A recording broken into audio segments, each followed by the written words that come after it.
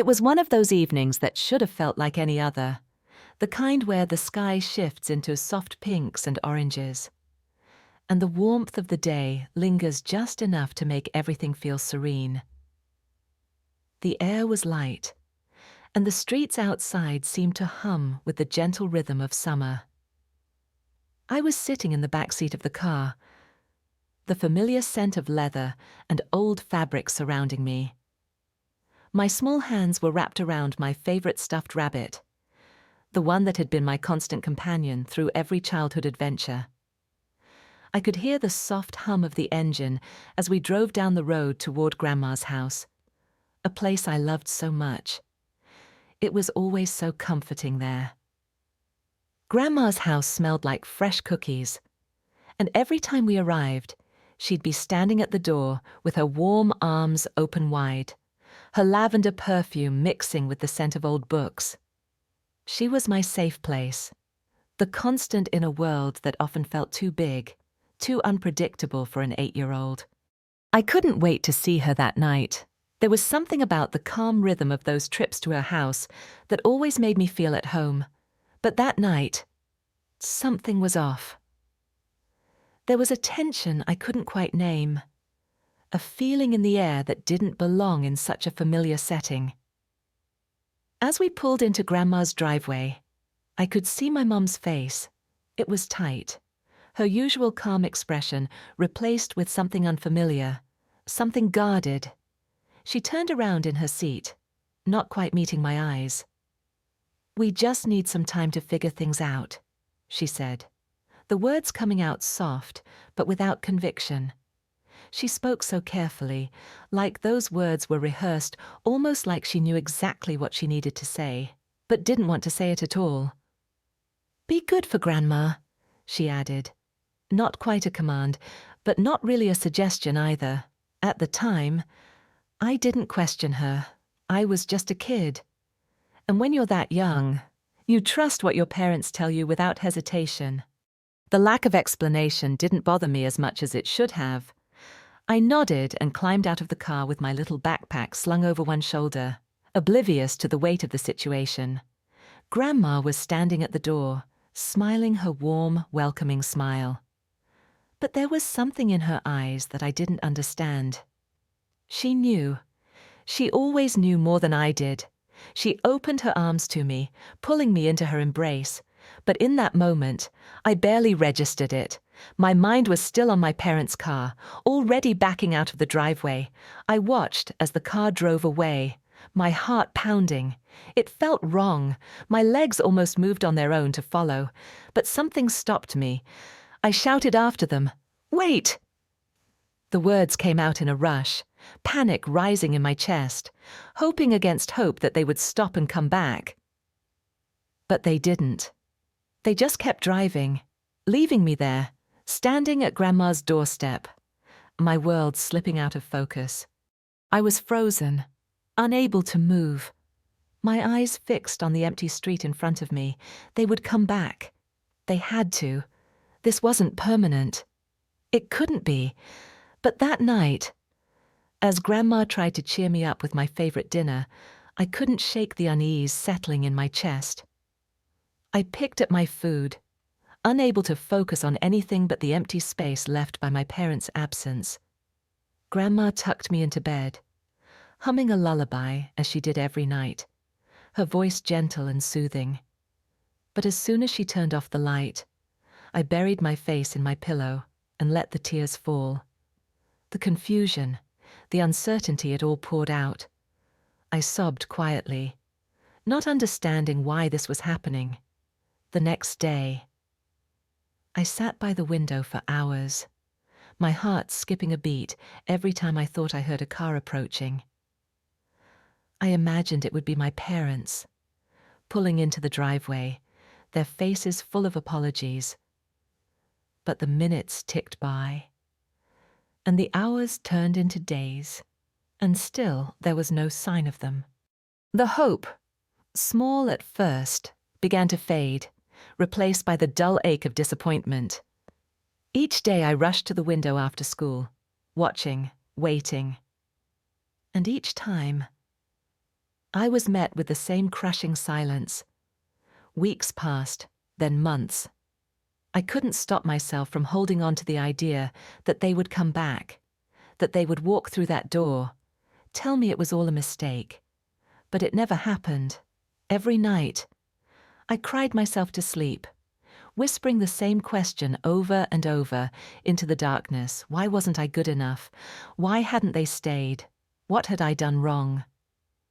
The pain of the unknown was unbearable. Through it all, Grandma was my anchor.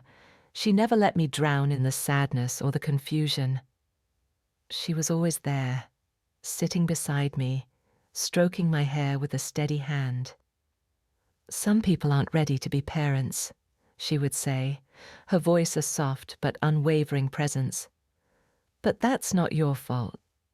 Her words were kind, comforting in their simplicity, but there was always that nagging feeling inside me that I couldn't ignore. I wanted to believe her. I really did. But the truth I carried deep in my bones, the feeling that they had chosen to leave me behind, was harder to shake. I didn't want it to be true, but it felt like the only truth left. After that night, things changed. At first, I clung to the hope that my parents would come back, that somehow this separation was just a temporary thing, something they needed time to sort out. But as days turned into weeks, and weeks into months, I began to realize that they weren't coming back. Not in the way I had hoped. Anyway, the space they had left in my life was only filled by the comforting presence of Grandma. Grandma Rose was more than just a caretaker. She became my teacher, my guide, and my protector. She was smart, far more capable than I had ever realized at the time. Her life was a quiet example of hard work and unwavering integrity. She didn't seek attention or recognition, but she carried herself with a quiet dignity that commanded respect. The small home she had was modest, and her old sedan had seen more miles than I could count. But there was power in her simplicity. Grandma believed in working for what you wanted, and she never showed off the wealth she had quietly accumulated over the years. She lived humbly, but she lived well. She made the world around her better. And I saw how she used her success to lift up others. Every evening, after school, I would sit at her kitchen table as she helped me with my homework, no matter how challenging the task was. She always made sure I felt capable. "Knowledge is power," she would say with that knowing smile. "And you, my dear, are going to change the world." At the time, I didn't understand the full weight of her words, but I knew she meant them. She believed in me, even when I didn't believe in myself. Grandma never judged me for my failures. When I struggled with something, she hired tutors to help me understand. She didn't want me to ever feel like I wasn't capable of achieving whatever I set my mind to. If anything, she pushed me to dream bigger, to go further than I thought I could. And because of her, I began to believe I could. One of the most unforgettable moments of my life came when I was 13. It was the state science fair, and I had spent months preparing my project. I had spent countless hours reading through research, conducting experiments, failing, then trying again. I didn't expect to win. I was just proud of the work I'd done, proud of the dedication I had put into it. But then, when they called my name, I was stunned. I had won. Standing there, holding my first-place trophy, I looked out over the sea of faces, searching the crowd for the one face I wanted to see. And there she was, Grandma Rose, standing in the back of the auditorium, her eyes sparkling with pride. I had worked so hard to prove something to myself, but in that moment, I realized it wasn't just about winning. It was about her faith in me.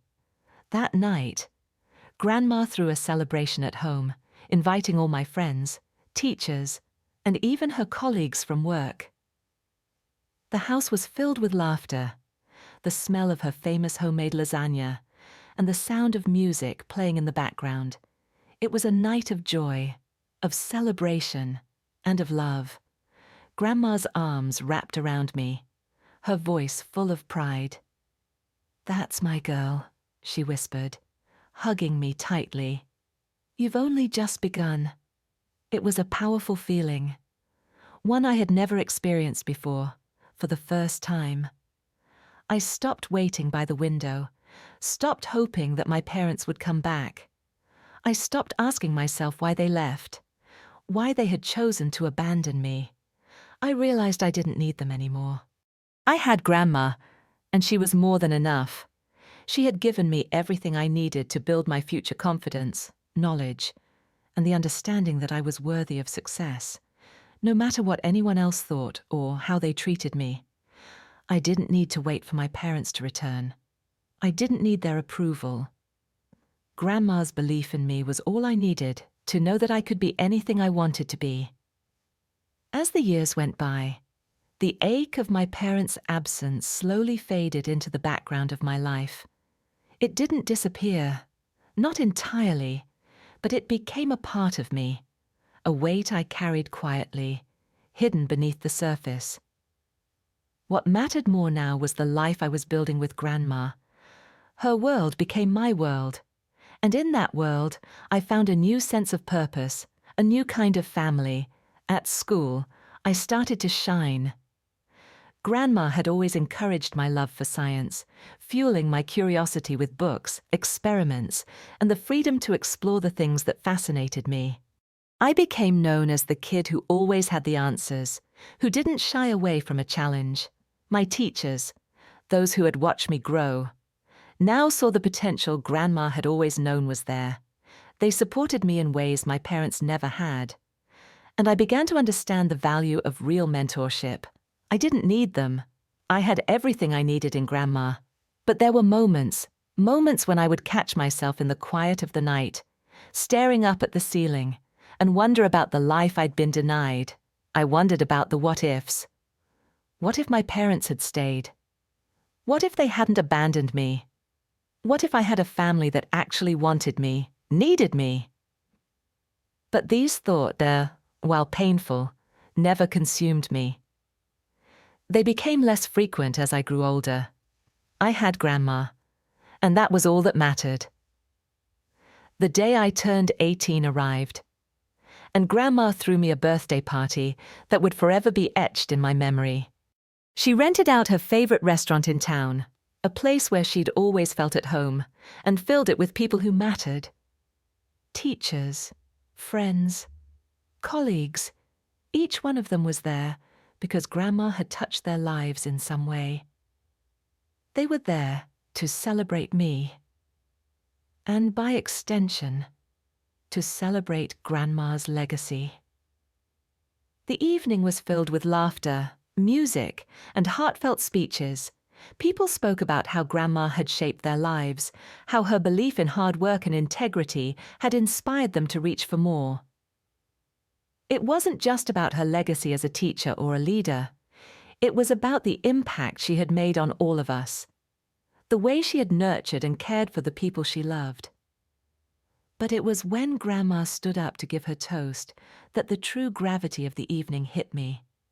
Her voice, steady and full of pride, filled the room. "Emma, you've become such a beautiful, intelligent young woman. You've made us all so proud, and I know you're only just beginning. But remember, my dear, life isn't about what you achieve for yourself. It's about how you use your gifts to help others." Her words were simple, but they carried the weight of years of wisdom. She had always believed that success wasn't just about personal achievement. It was about lifting others up, sharing what you had, and making the world a better place in whatever way you could. I had heard her say these things before, but tonight, they felt different.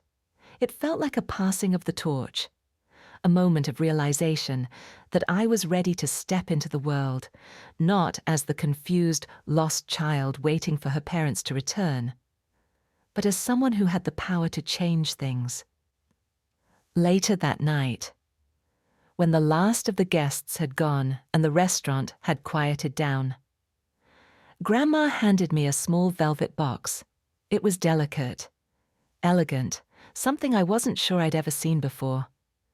Inside, nestled carefully against the fabric, was a gold chain with a tiny key pendant.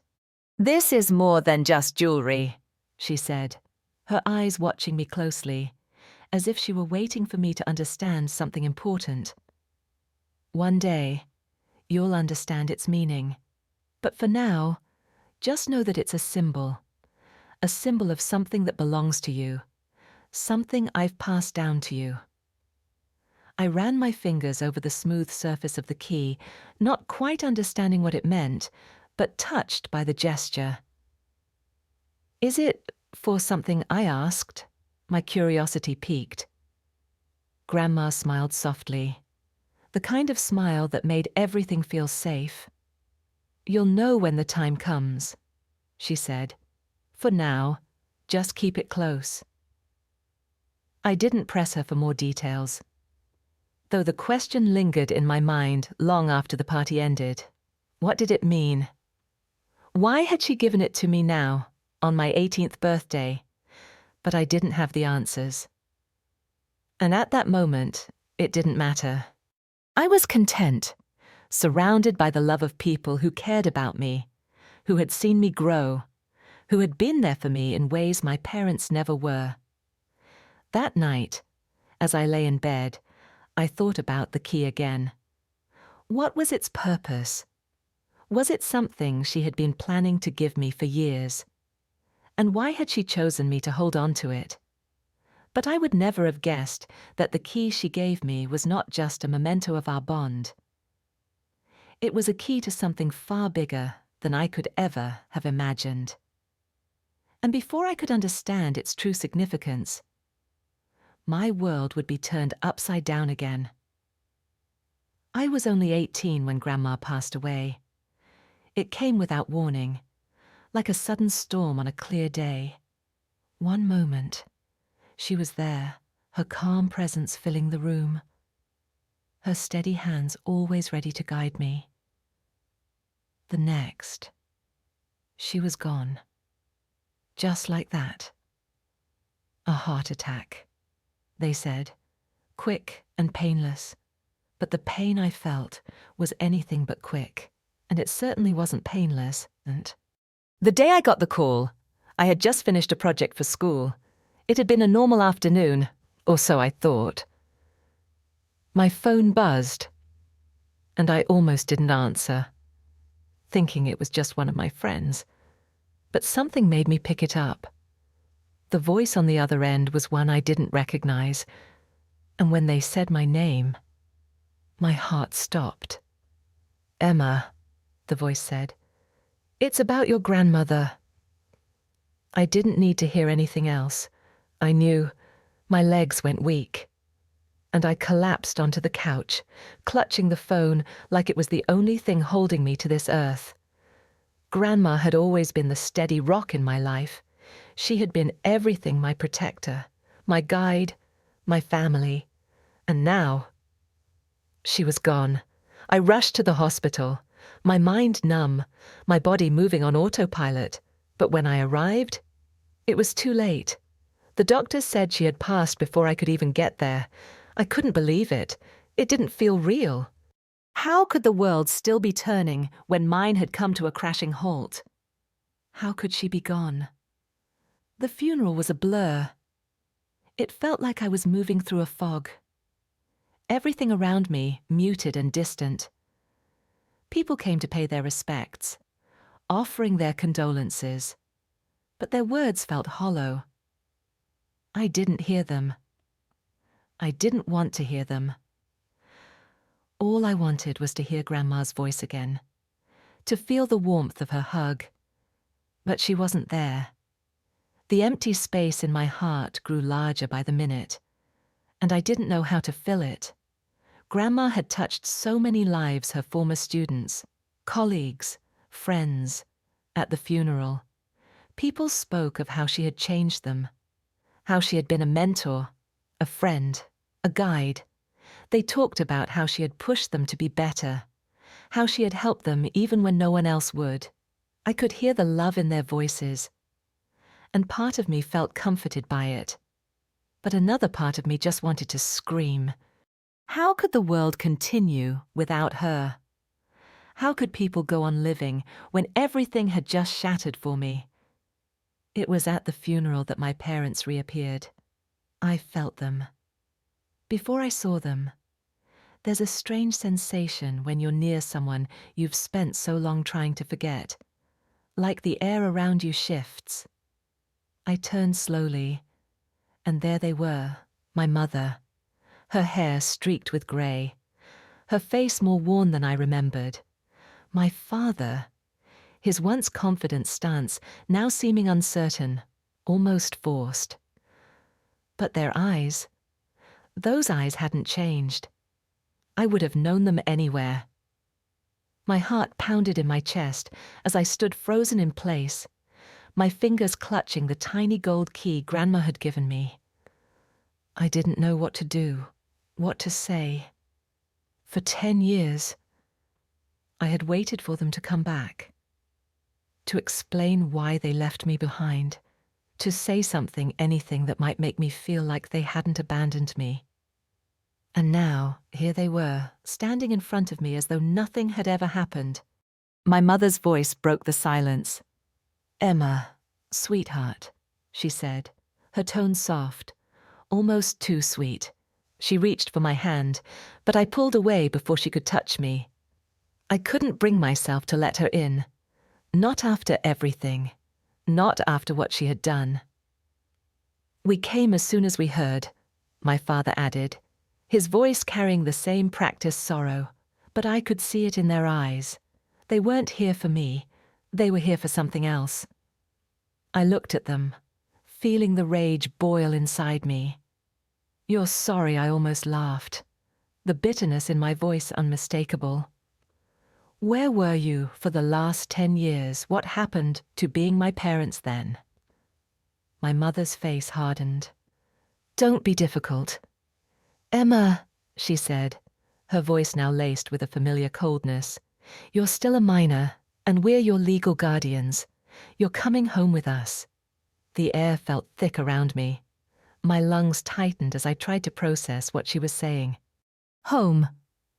What home? The home they had abandoned, the home they had left me to face the world alone. I couldn't breathe. I barely managed to choke out the words. "I'm not going anywhere with you." Her expression shifted from calm to something colder, more dangerous. "Emma, don't be difficult. We are your parents. You have no choice in this matter." But it wasn't the words that cut me the most. It was the truth behind them. They weren't here to make amends. They weren't here because they cared. They were here for something else.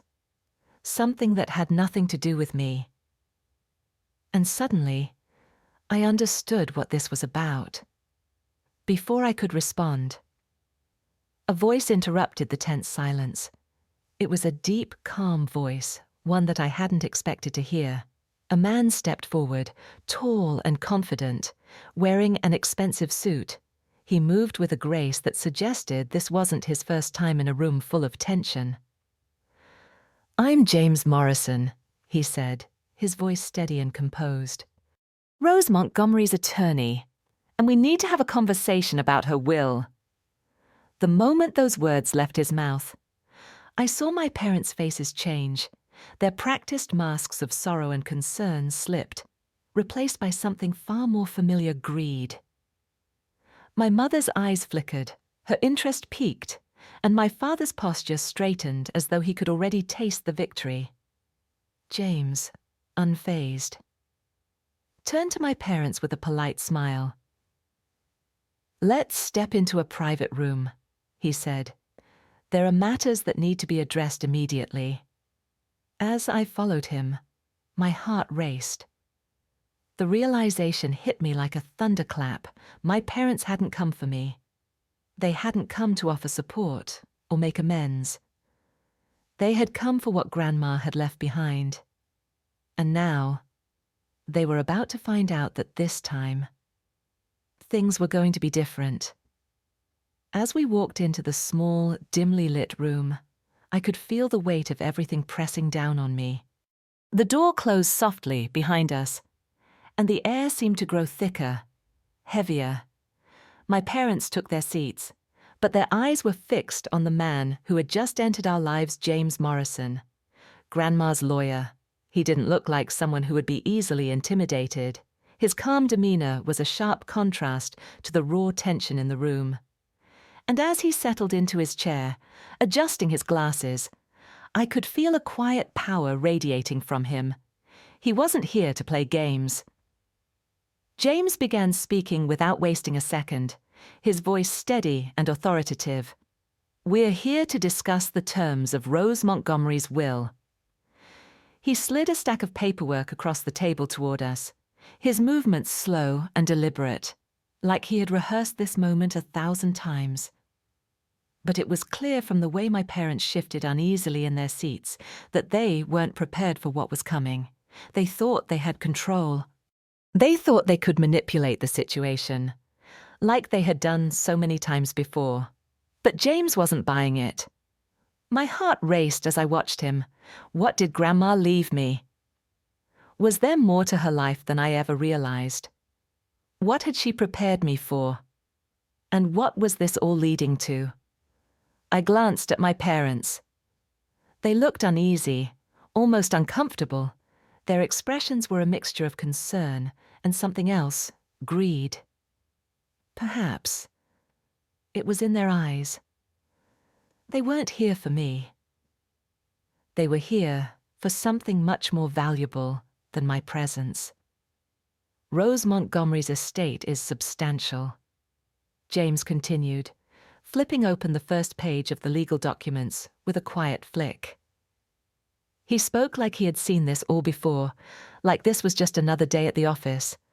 And per her wishes, everything, including properties, investments, bank accounts, and business holdings, has been left to her granddaughter, Emma Grace Montgomery. The words hit me like a punch to the stomach. It took everything in me not to gasp. I couldn't process it at first. I was trying to wrap my mind around the fact that Grandma had left me everything. Her entire estate, everything she had worked so hard for, was now mine. My parents, however, were far less composed. My mother's face turned red, and she jumped to her feet, her voice rising with shock. "This is impossible," she said, almost in a shriek. She was a school principal. How could she have so much? I felt a strange mixture of anger and disbelief bubble up inside me. How could she not know Grandma had been quietly building her wealth for years, investing wisely, making decisions that would ensure my future? She had been more than just a teacher. She was an intelligent, savvy businesswoman who had worked tirelessly to secure a future for me. But my mother didn't care about that. She was only thinking about the money, and my father. He slammed his fist on the table, his face twisted with frustration. "This has to be a mistake," he grumbled. "We are her children. We're supposed to inherit everything." But James Morrison wasn't fazed. He barely even looked up from the papers. His tone was smooth, calm, and professional, like he had seen this exact scene play out many times before. "There's no mistake. Rose Montgomery was meticulous in her planning. Everything is legally binding. She left specific instructions, and I assure you, every document is in order." His words made my parents' protests seem even more desperate. They weren't worried about me. They weren't worried about the legacy Grandma had left for me. They were worried about losing the one thing they had come here for, their claim on Grandma's estate. James continued, flipping through the legal documents, unaffected by their outbursts, as per Rose's wishes. "I must inform you that Emma is to be immediately emancipated. A trust has been established to ensure her financial security." The words "immediately emancipated" struck me like a sudden jolt. Grandma had thought of everything. She had made sure that no one, especially not my parents, could control me. Even now, She had made sure that I would be free to live my life on my terms, and that no one could come in and take what was mine. My parents, on the other hand, were beginning to realize that they had underestimated Grandma, my mother, who had always prided herself on her ability to manipulate situations, suddenly looked like a deer caught in the headlights. My father's bravado had disappeared, and now he looked defeated, lost. They weren't the people they once were. They were broken. James looked up from the papers, his gaze calm and unyielding. Your legal rights were terminated 10 years ago, when Rose filed abandonment papers with the court. You have not been Emma's legal guardians for quite some time. That hit them hard. My mother's hands trembled as she grabbed the document, scanning it quickly. I watched as the color drained from her face. She wasn't reading the words, she was just processing the reality of it. This was real. This wasn't some misunderstanding or a glitch in the system. They had signed away their rights to me. They had left me. And now the consequences were catching up to them. I stared at them, my heart racing. I had spent years wondering why they left. What had I done wrong? Why wasn't I enough for them? But now, as the truth settled in, I realized something important. It was never about me. It had always been about them. They hadn't left because they couldn't handle me. They had left because of money. They had tried to steal from Grandma. They had chosen greed over family. James slid another document across the table. This is a copy of the legal abandonment papers filed by Rose. You were served court summonses, but never responded. Because of that, she was granted full custody of Emma, and her decision stands. My parents couldn't argue. They could feel it. The wall they had tried to build, the lies they had told, were all crumbling now. They hadn't just abandoned me. They had thought they could steal everything from Grandma, and now they were paying the price. The silence in the room was deafening. For the first time in years, I felt something deep inside me shift. My parents were no longer the authority figures I'd once feared. They were nothing. They had lost everything. And now they were nothing to me. The room felt smaller now, the walls closing in as my parents struggled to come to terms with what was happening. Their faces, once so full of authority and control, were now pale, their eyes flickering with uncertainty. For years, I had wondered what I had done wrong, why they had chosen to leave me behind. But now, the truth was finally being laid bare. It wasn't about me at all. It never had been. They had made their choices, and those choices had come back to haunt them. As James continued to methodically go through the paperwork, I couldn't help but notice the shifting dynamics. My parents, who had once been the pillars of my world, were now the ones scrambling for answers, their masks of indifference and superiority crumbling. They weren't the ones in control anymore. I was. And that realization hit me harder than I expected. The weight of it was both empowering and terrifying. James's voice broke through my thoughts.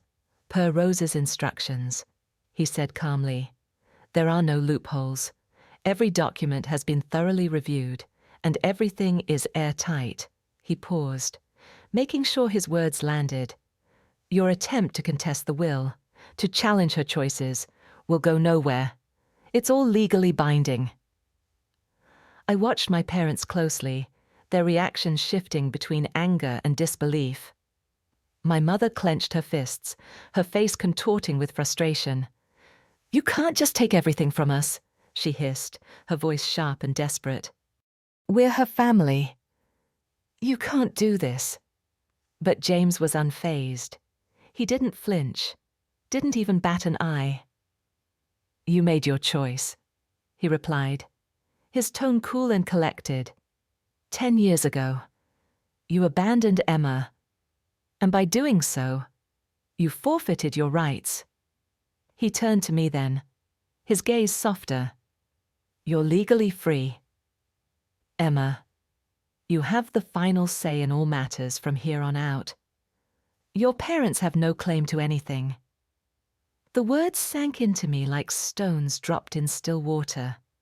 Legally free. That phrase echoed in my mind, reverberating through every part of my being. I had spent so long in the shadow of my parents' absence, so long waiting for them to come back, to offer some sort of redemption. But there was nothing left to redeem. They weren't coming back. And the life I had built with Grandma wasn't something they could take from me. Not anymore. My father, ever the master of manipulation, leaned forward, his voice tight with a mix of anger and pleading. You think you can just take everything and leave us with nothing? His words were hollow, and for the first time, I saw him for what he truly was. He was no longer the man who could intimidate me with a raised voice or a cold stare. He was just a man desperate to cling to something he didn't deserve. I stood up, my hands shaking at my sides. You left me, I said, my voice steady but filled with raw emotion. You left me behind when I was just a child. You didn't choose me then. You chose money over family. And now you're here, not because you care about me, but because you want what's mine. I could feel the weight of those words, the finality in them. This was it. I wasn't that little girl anymore, waiting by the window for her parents to return. I was a woman now, one who had learned to stand on her own. James glanced at me. A silent acknowledgement passing between us. He knew what this moment meant for me. He understood the depth of the emotional journey I had gone through. But there was no turning back now. My parents' manipulation, their betrayal, had led to this moment, and they couldn't undo it. My mother's face twisted with fury, her eyes flashing with the familiar glint of control she had once wielded so effortlessly. You don't understand, Emma, she said, her voice dripping with feigned sweetness. You're just a child. You don't know how to handle this kind of money. You need us. We're your family. Her words were meant to wound, meant to pull at the last thread of my loyalty to them. But instead, they felt empty, hollow. I looked at her, the anger inside me simmering, but I didn't let it overtake me. You don't get to come back into my life now, I said, my voice quiet but firm. You don't get to pretend to be a family when you abandoned me, when you tried to take everything from Grandma. My father's jaw clenched, his eyes narrowing with the frustration of being on the losing side for once. We made mistakes, he muttered, his voice raw with anger and regret. But we're here now. We can make things right. I let out a bitter laugh. Make things right. I shook my head slowly. The weight of those words heavy in the air. You can't make things right. Not after what you've done. You've shown me who you really are, and I'm not going to let you back in. Not for anything. James leaned back in his chair, watching the scene unfold with quiet satisfaction. He had done his job. The legal battle was over before it had even truly begun. But for me, the emotional battle was just beginning. The silence that followed was thick, heavy with the weight of unspoken truths. My parents were defeated, their last attempts to regain control of my life crumbling before them. They didn't know what to do next, and that was the most powerful thing I could have ever imagined. Then, just when it seemed like they might try one last attempt to salvage their pride, James spoke again, cutting through the tension like a knife. I must also inform you that all of Rose's assets are now legally in Emma's name. There's no further discussion to be had. My father opened his mouth to speak, but then he closed it. There was nothing left to say. They had lost. I looked at them. The people who had once been my parents, and I felt nothing. No anger, no fear. Just a quiet resolve. The family I had once longed for was never going to be the family I needed. The family I had. The one who had raised me, loved me, and made me who I was, had always been Grandma. And that was enough. The silence in the room was deafening. My parents, the people I had spent years missing, who I had once longed for and imagined reuniting with, were now nothing more than shadows of their former selves. There were no more manipulations, no more lies. The walls they had built between us had finally come crumbling down, and the truth had left them exposed. The weight of everything that had happened, the years of abandonment, the betrayal, the greed, it all settled on my shoulders, but it wasn't as crushing as I had imagined. It wasn't the burden I had feared. Instead, it felt like a release. For the first time, I felt free, free from the weight of wondering why they left, free from the self-blame that had held me captive for so long. I no longer had to search for answers. The truth was clear now, and it was theirs to carry, not mine.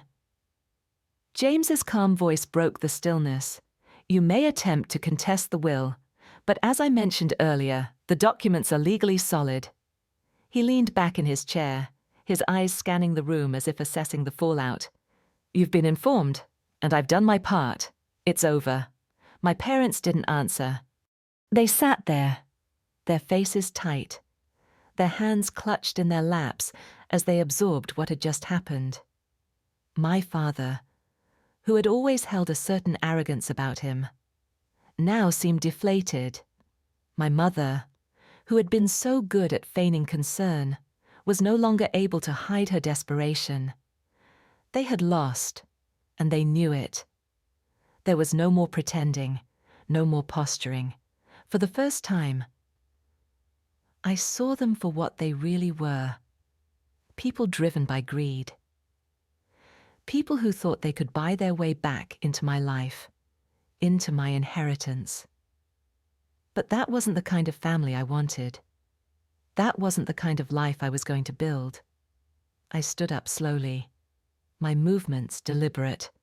My eyes flicked toward my parents, and I felt something inside me snap. It wasn't anger, though. It wasn't even resentment. It was just finality. They had taken from me, and they were never going to get the chance to take anything from me again. I had spent years hoping they would return, hoping they would come back and make things right. But now I knew. Things didn't need to be made right with them. They didn't deserve a place in my life. I'm done, I said quietly. The words were simple, but they carried the weight of everything I had been through. You're not my family anymore. You made your choice a long time ago. And now, I'm making mine. The words felt like a weight had been lifted off my chest. My voice was steady, sir, unwavering. I wasn't the scared little girl who had waited by the window anymore. I wasn't the teenager wondering if her parents would ever come back. I was someone else now, someone stronger, someone who had learned that her worth wasn't tied to their presence. The look on my mother's face was the most telling. It wasn't a look of sorrow, nor was it one of regret. It was fear. Fear that she had lost her grip on me forever. Fear that there was nothing left for her to control. She opened her mouth as if to say something, but no words came out. And for the first time, I didn't feel the need to hear anything from her. I turned away from them. Facing the door, I'm done, I repeated, my voice now stronger, and I'm moving on. As I walked out of the room, I couldn't help but feel a strange sense of peace. The weight of their presence in my life had been heavy for so long. But now, as I moved away from them, I felt lighter. I had been shackled by the idea that I needed them, that their return would somehow fill the emptiness left by their absence. But the truth was, the emptiness was never really there. Grandma had filled it all along. Out in the hallway, I could hear the soft murmur of voices. But I didn't stop to listen. This wasn't my battle anymore. I had already won. The next few days passed in a blur. There were meetings with lawyers, meetings with the board of directors at Montgomery Investments. I was officially the head of the company now, the legal heir to my grandmother's legacy, but even more important than the wealth, the power, the business. What mattered was the knowledge that I was finally free.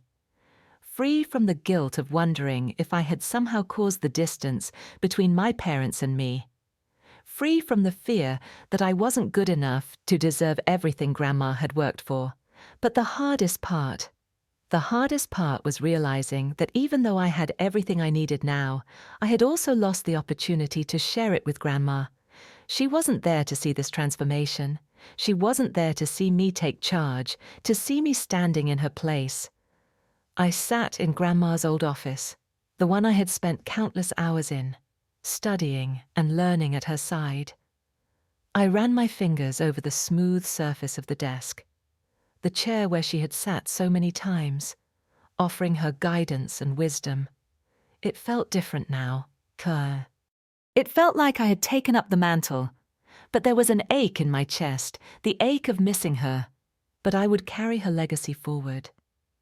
That was the promise I'd made to her, even before she passed. I would do the work she had always believed in, the work she had dedicated her life to. I would help the children she had cared so much about. I would take her vision of education, of empowerment, of lifting others up, and I would make it mine. And that was when it hit me. The real reason why Grandma had left me everything. It wasn't just about the money, or the investments, or the properties. It was about the mission she had spent her life building. And now, it was my turn to carry it forward. I stood up, feeling the key around my neck. The weight of it familiar, but still meaningful. It wasn't just a key to a fortune. It was a key to the future. My future. The future I would build. Not with resentment or bitterness, but with purpose and strength. As I walked out of the office, I knew that no matter what came next, I was ready. I wasn't just Grandma's heir. I was her legacy. As the weeks passed, I found myself settling into the life that Grandma had prepared me for. Every day was a new step toward understanding the true weight of the responsibility that had been placed on my shoulders. It wasn't just about the wealth, or the company, or the assets that I now controlled. It was about something deeper, something more meaningful. It was about the legacy Grandma had built with her own hands, and how I could continue that work in a way that honored her memory. Montgomery Investments was a multi-million-dollar empire, and I was now the face of it. It felt surreal at times. A teenager in charge of a vast fortune, responsible for investments that spanned across industries. But as intimidating as it was, I felt a sense of purpose that had never been there before. Every decision I made, every meeting I attended, I did with one goal in mind: to make sure that what Grandma had built would continue to flourish. I spent hours with the board members who had worked with Grandma for years. Some of them were skeptical. How could an 18-year-old, someone with no real business experience, take the reins of such a large and complex company?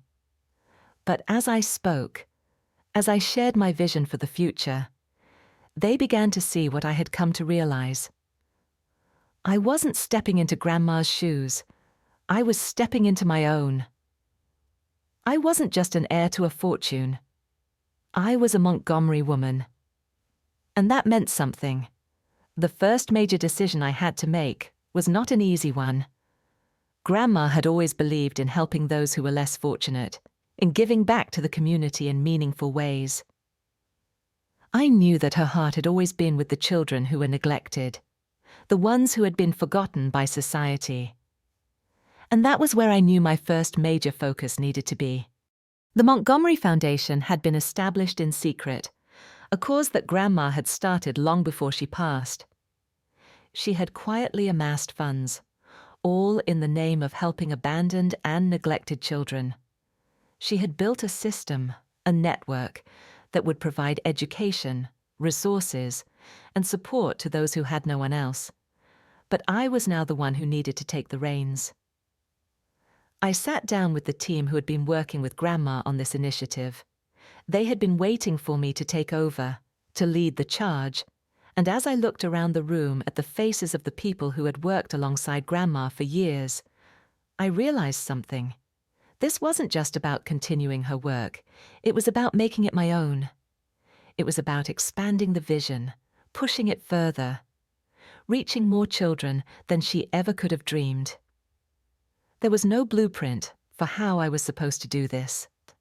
There were no guarantees that I would succeed or that I would be able to live up to the legacy Grandma had left. But there was something I knew for sure. I wasn't doing this for the money.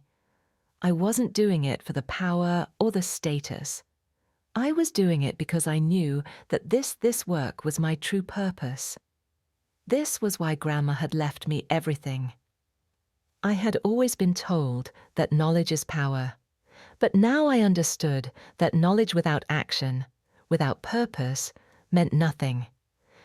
And it was time for me to act. I took the lead in launching new initiatives under the Montgomery Foundation. We started by expanding scholarship programs, giving children in need the opportunity to attend schools that otherwise would have been out of reach for them. We funded after-school programs, mentorship opportunities, and community outreach. We began building safe spaces for children who had been left behind by society, places where they could find not just shelter, but hope. I wasn't just managing a business empire. I was building something more. I was building a future for children who didn't have one. And every time I met with a child who had been given the opportunity to change their life, I knew that I was doing something right. But it wasn't easy. There were setbacks, challenges that I wasn't prepared for. The media latched onto the story of a young woman inheriting such a vast fortune, and the scrutiny was overwhelming at times. People questioned my abilities, questioned my right to lead such an empire. But every time doubt crept in, I thought of Grandma.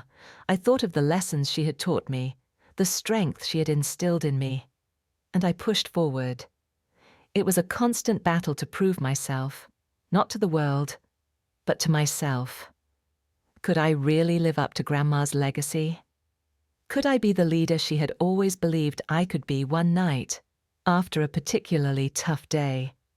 I sat alone in the office, staring at the desk where Grandma used to sit. Her chair was empty now, but I could feel her presence in every corner of the room. It was like she was still with me, guiding me, encouraging me. I reached for the key she had given me on my 18th birthday and held it in my hand. It wasn't just a symbol of inheritance. It wasn't just a key to wealth. It was a key to my future, a key to everything I was meant to do.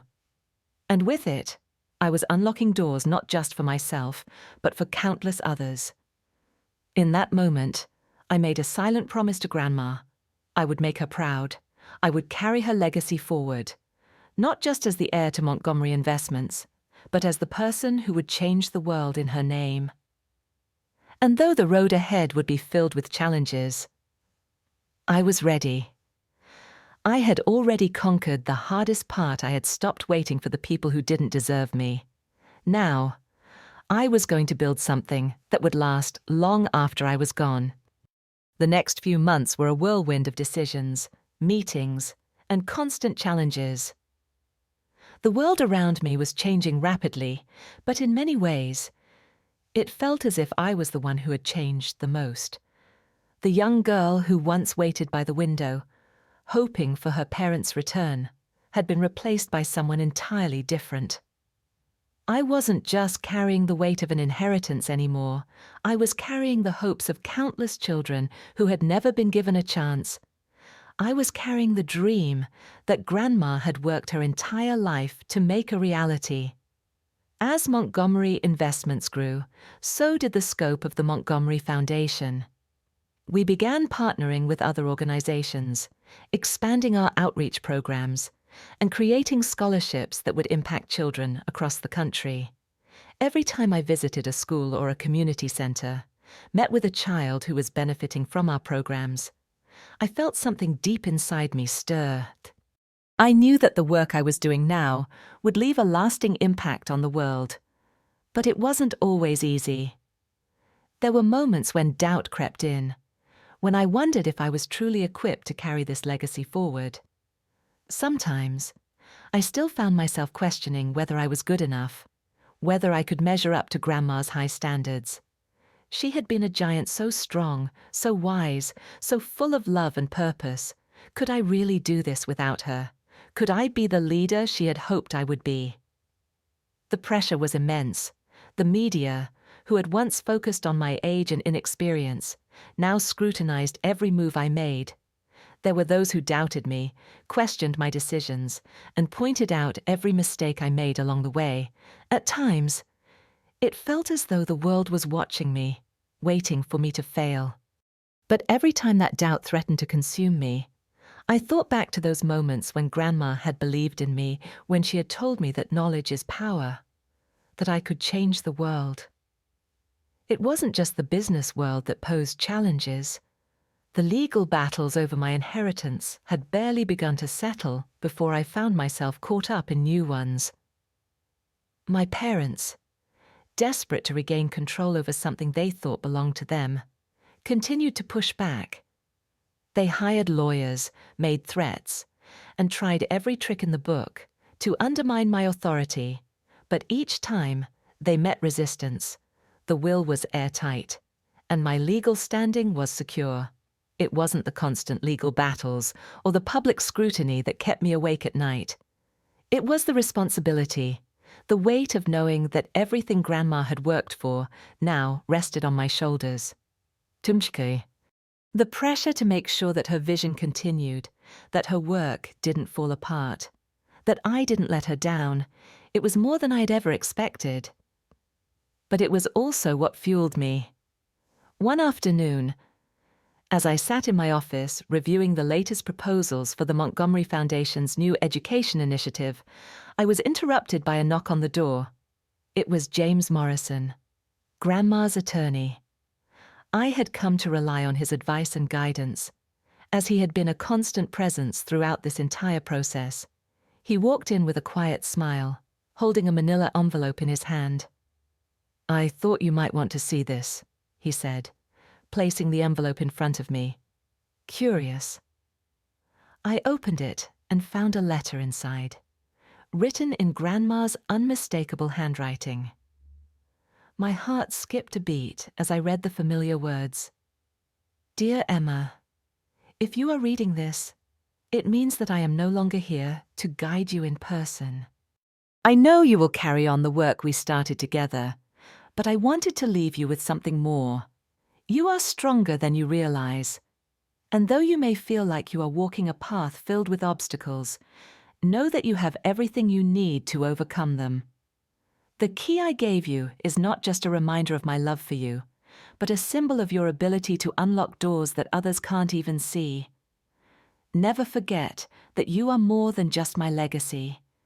You are your own person, and you are destined to make a difference in this world. With all my love, Grandma Rose." Tears filled my eyes as I finished reading. The words were just as comforting as they had always been. But now, they held an even greater meaning. Grandma had always believed in me, had always known that I was capable of so much more than I gave myself credit for. And now, even in her absence, she was still guiding me. I held the letter close to my heart, a sense of peace washing over me. I wasn't walking this path alone. Not really. Grandma's wisdom, her strength, and her love were with me every step of the way. I had the key not just to her wealth, but to her heart. And I would continue the work she had started, not as a continuation of her legacy, but as my own. The following weeks were filled with more growth and expansion for Montgomery Investments and the Montgomery Foundation. We began to attract more donors, more supporters, and more people who believed in the work we were doing. It was clear that Grandma's vision was alive and well, and I was determined to carry it forward. But it wasn't just about business or charity. It was about the people we were helping. It was about the children who were being given opportunities they would never have had otherwise. It was about changing lives, not just with money, but with education, with love, with guidance. As the months passed, I found myself more confident in my role. The weight of responsibility didn't feel so heavy anymore. I knew what I had to do. I knew what Grandma had left me to do. And I was ready. One day, as I sat in the office, watching the sun set over the city, I thought back to the little girl who had waited by the window, wondering why her parents had left her. I thought of the long years of uncertainty, the pain of abandonment, and the incredible woman who had raised me. In that moment, I realized something. I had never really been alone. Grandma had always been there, even when I didn't know it. She had prepared me for everything that was to come. And now, I was ready to face the world on my own terms. I was a Montgomery woman, and we don't break easily. The day I had been preparing for, without even realizing it, had finally arrived. Everything I had worked toward, everything Grandma had envisioned, was coming together in ways that were beyond my expectations.